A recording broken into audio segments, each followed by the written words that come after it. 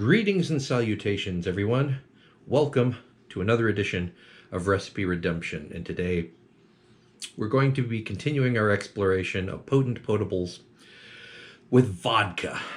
Now, I've been kind of looking forward to doing this because for me it's a bit of a challenge, and this is to expand my horizons as well as yours, hopefully. Little background. When I first started drinking alcohol, obviously age 21 in college, did some really stupid things. But the sort of overriding or overarching theme was frugality, was what could I get for cheap?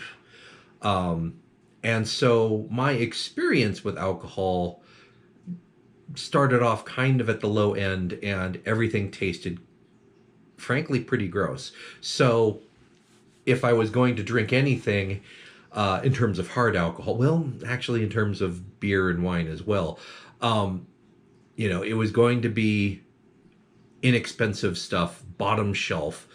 And so when it came to spirits, I tended to lean toward cocktails because there were a lot of other flavors involved.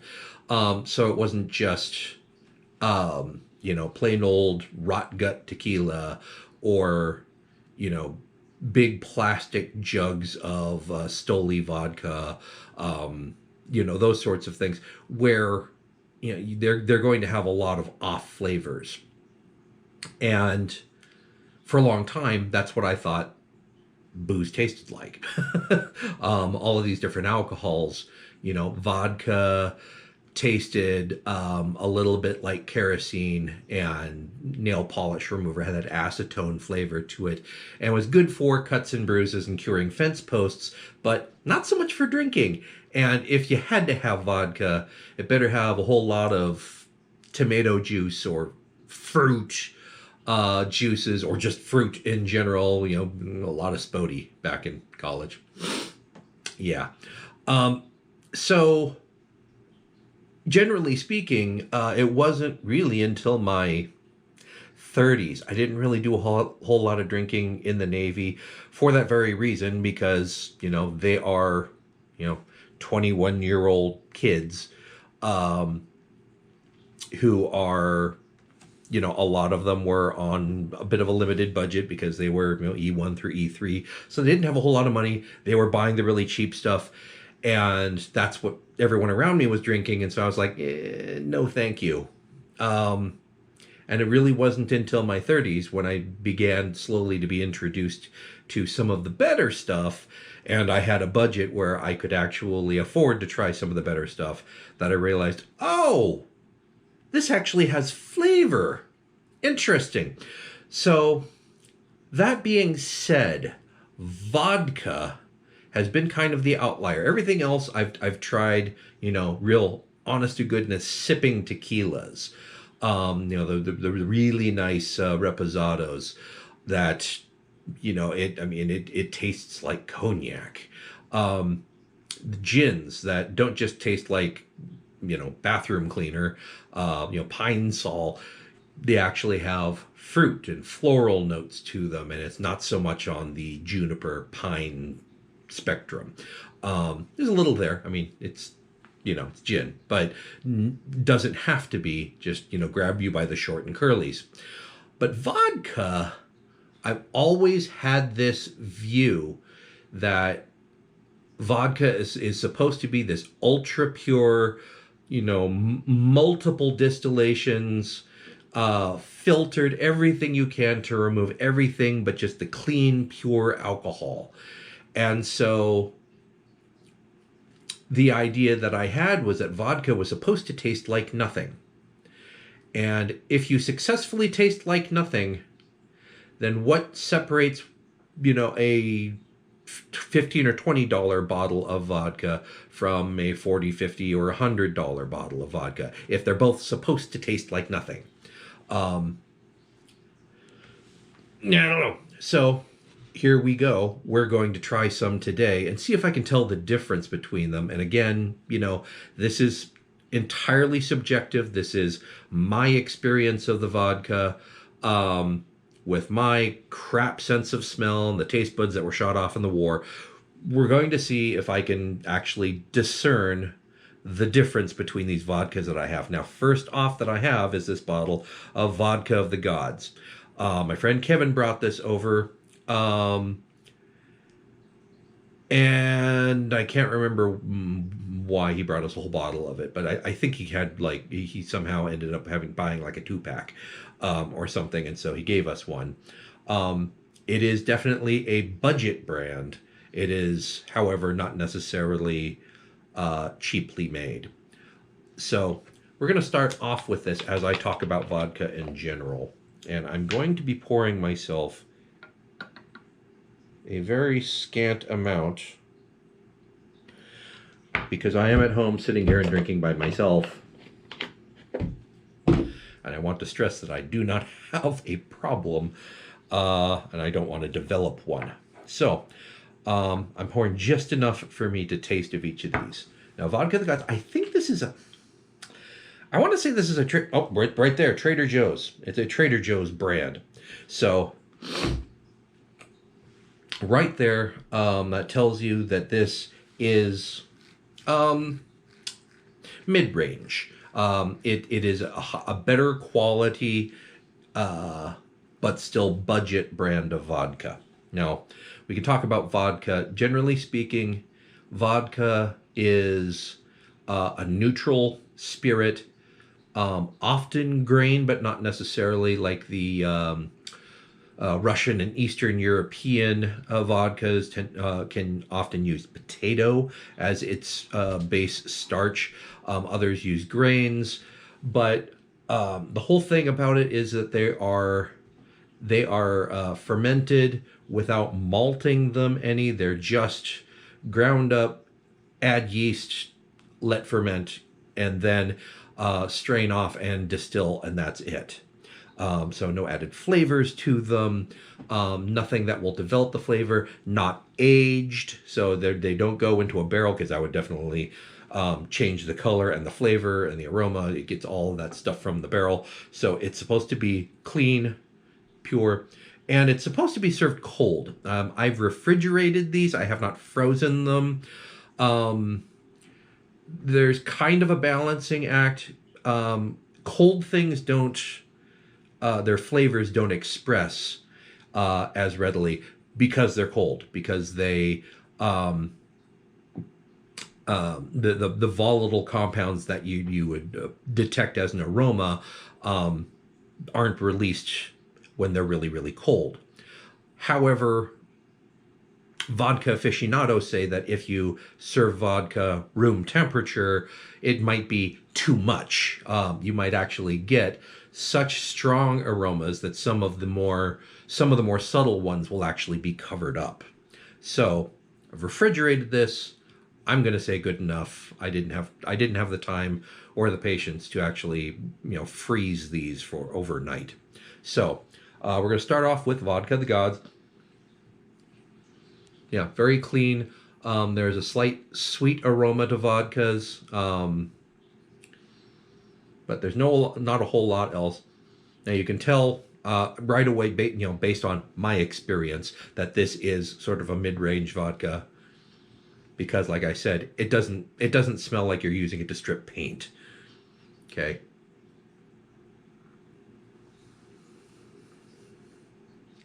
Little sip first. Let it spread across the tongue. Okay. There is that flash of alcohol. The sweetness really does come through. This is 80 proof. Okay.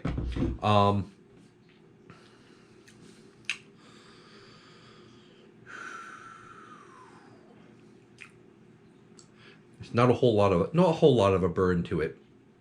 Okay. Now, what they also say when you're tasting a vodka is you take your, shot or quarter shot in my case. You take a little sip, get a taste, and then do the shot.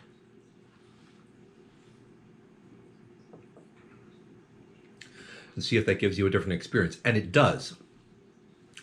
On the second tasting with the shot, especially since it goes straight across my tongue into the back of the throat. There is a flash of a sort of a caramel flavor that kind of then evolves into I mean, it's just the alcohol, but there's just this flash of almost a sort of a citrus flavor as it goes down. That dissipates really, really quickly, and then you're left with sort of the sour aftertaste of the alcohol itself. So, as a drinking vodka, yeah, it's okay. Which is actually the reason why most of this bottle is empty. Because I've been using it for other things. My other experiments where I needed to infuse some vodka with other flavors, this is what I used. If I needed a little bit of a neutral alcohol in something like a sauce or something, this is what I used because I had it. I have not actually been just sitting here and drinking this stuff. It's gone into a couple of cocktails, but generally speaking, I don't do a whole lot of vodka-based cocktails when I do cocktails. Straight vodka-based. I mean, I think, well, at least homemade limoncellos are basically just infusions of vodka with a whole butt ton of lemon. So, the next one that we're going to try is Tito's. Again, this is sort of a mid-range vodka.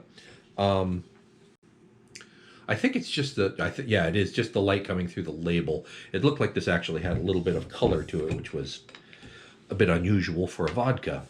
Now, Tito's is a Texas brand, and one thing that I noted on the label, they've been,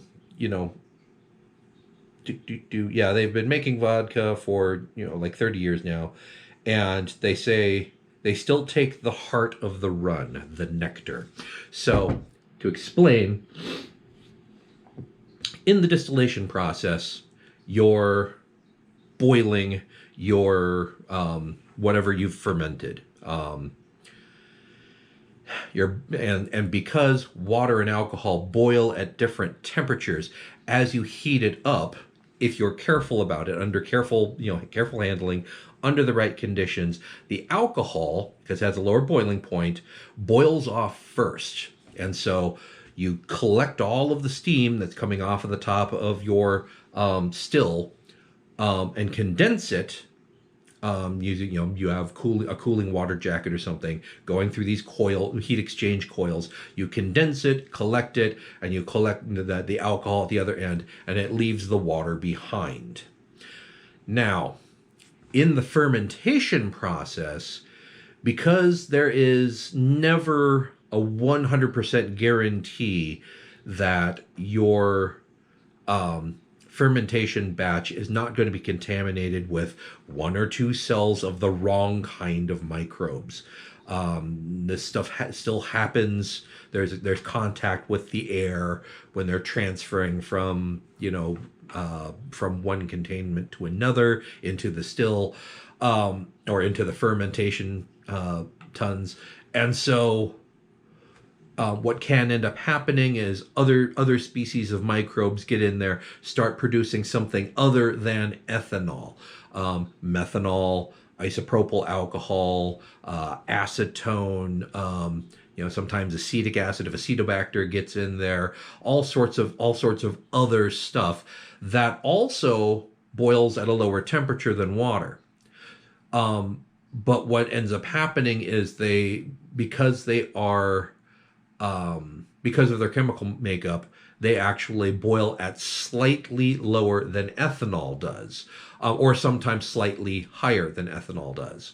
So what they tend to do is you heat up the still, and the first, say, 10% or the first 10 minutes of your run, when you start to actually see distillate coming out of the other end, you collect it and you throw it away. Because that's they call the head. It's the very top or the very beginning of the run. that has a tendency to contain all of the stuff that boils at a lower temperature than ethanol, like methanol does, wood alcohol, which will make you go blind if it ends up in your drink.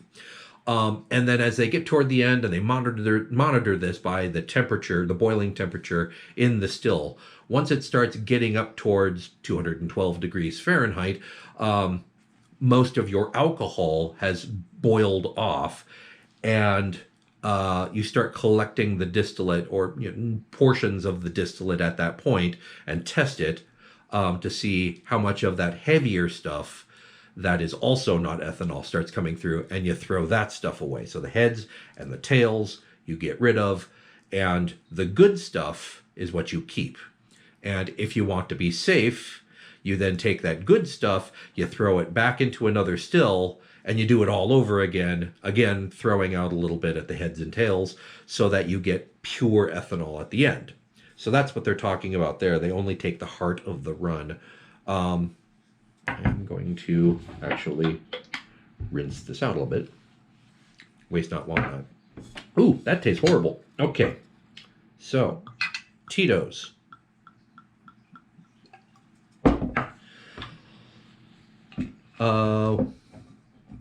I don't know, price-wise, if this is better, quote-unquote, better than Vodka the Gods. We'll see if it tastes any different. Okay, now this bottle, I just opened it, as opposed to the Vodka the Gods, which has been open for quite a long time. But it's a lot cleaner in smell. There's not a whole lot of that sort of sweetness to it. I am getting straight alcohol off of this. But again, no, meow, you don't get any. No kerosene, no lubricating oil, anything like that.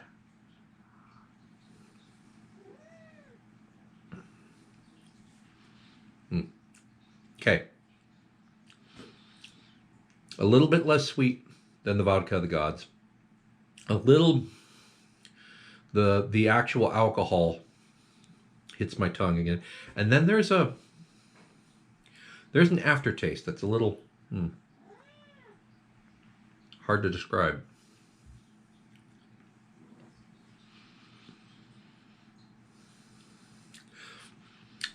This is a little more of what I would expect vodka to taste like. It's clean. It doesn't have a whole lot of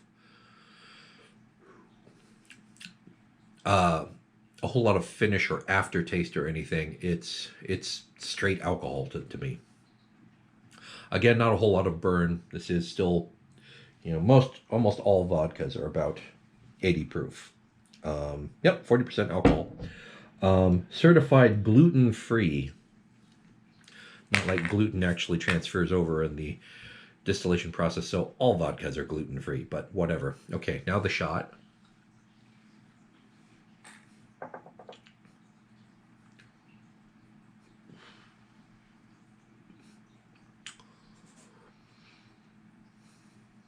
Here's the tough part. I don't know if I can't taste anything because there's nothing to taste, or because I can't taste anything. But that is definitely a very clean, a very clean vodka that tastes like nothing. Well, I'm not inspired by it, but I guess in terms of vodka, that's okay. So, on to a little bit nicer stuff. So I'm told. Grey Goose. We are not going to be breaking the bank tonight. Although I call this one a nicer one, some people would still say this is lower end. There are other vodkas that, tip toward $100 a bottle. I'm not made of that kind of money, so we are going to stick with the mainstream brands, but basically going up by shelf.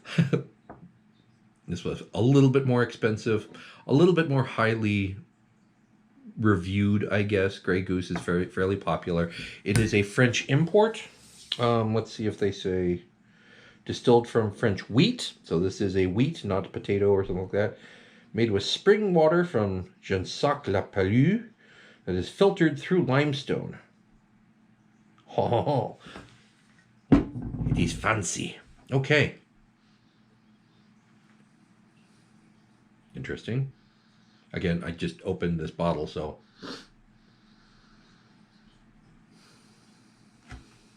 I got vodka, right? 40% alcohol. I smell nothing. I don't even smell the alcohol. It might be that I've gone completely nose blind now. You saw it here live, or not live, but you know what I mean. Yeah, I smell nothing. Okay, if I really snort it, I can smell the alcohol, but I'm getting nothing off of this.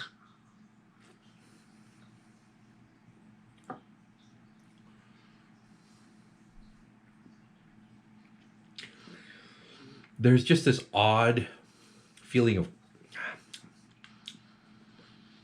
there's this really, really faint sort of coconut water flavor to this. The alcohol, it doesn't burn. It does not bite. This is really, really smooth. Other than that sort of coconut note, that just very, very, I mean, the LaCroix coconut water. I mean, it's just very, very, very faint, and then it goes away immediately, making you wonder if you imagined it. But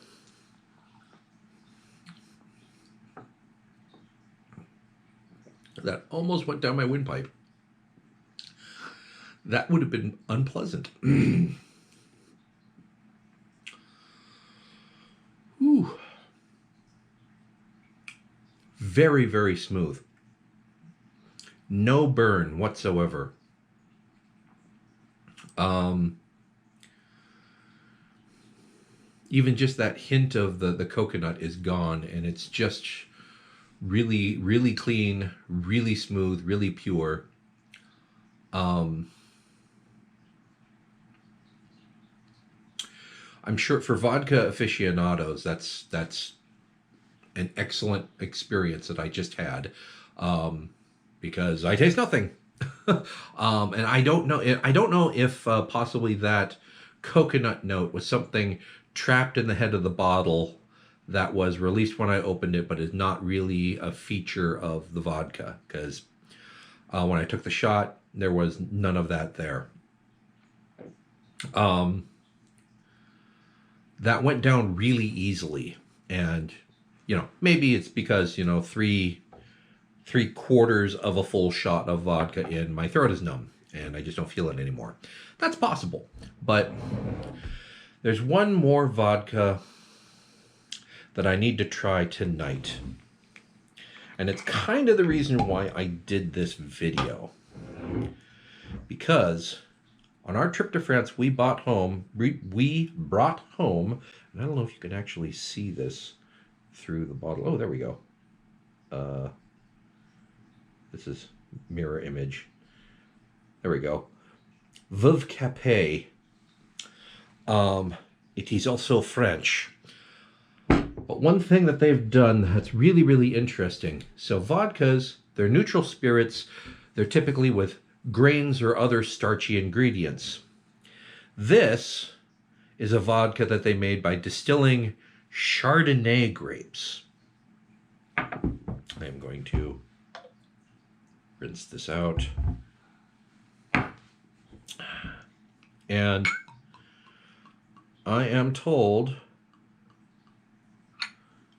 since when I first tasted this, I had a cold and could not appreciate it, that you can tell that the fruitiness and floral notes that you typically get with the Chardonnay, minus anything that you might have gotten from the barrel, carries through into this vodka when you distill it. So let me prime the sniffer. All right. Yeah. Oh, yeah. Okay, I'm getting it now. Even with my sniffer, there's a very distinct floral note on the nose. Sweet fruit, honeysuckle. It's actually coming through. Um, this stuff was very, very hard to get a hold of. We tried some. We we brought some home from France. Um, it got consumed. Let's just say, and so as sort of a birthday gift, I bought some more. And you have to buy in bulk because shipping for this stuff is about $50 a bottle.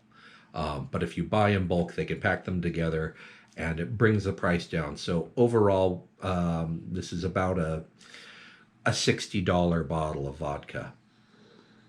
That smells lovely. So let's try it. Mm.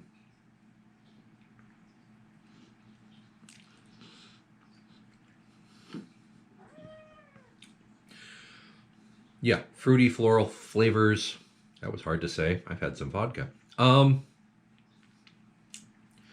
Hard to really put my finger on what they are.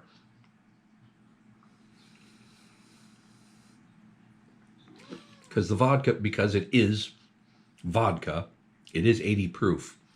So that alcohol, just the flavor and the bite of the alcohol, even though this is still very smooth, it's kind of interfering with identifying exactly what fruits and what botanicals are being carried through from the Chardonnay.